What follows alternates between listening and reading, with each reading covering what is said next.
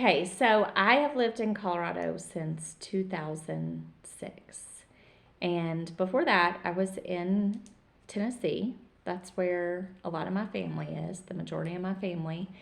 And I married my college sweetheart, and then he decided that he wanted to be with somebody else. So he left. And I remember when I went through that, I was only 26, and it felt like life as I knew it was over. I was never going to find anybody, I was never going to have a family. And so I didn't process it well, as I would think most people would not.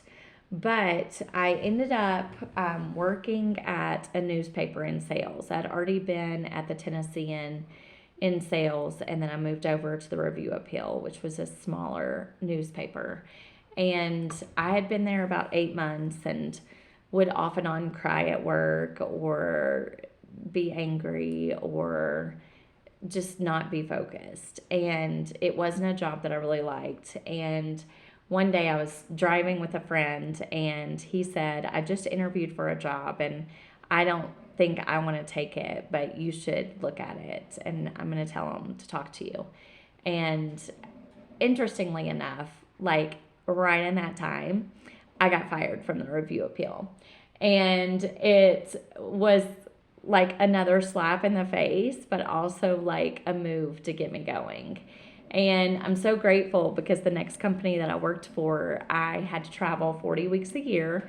And when they interviewed me, they were like, well, why did you leave the Review Appeal? And I was like, well, I got fired and they hired me anyway.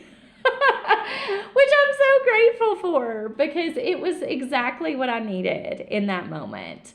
So I started traveling for work and kind of just hunkered down with that. I would go to different cities all across the country. I spent a lot of time in North Carolina, but I did go like to Michigan, of course, in the winter, and then I went to Rhode Island and stayed in Tennessee, some various places.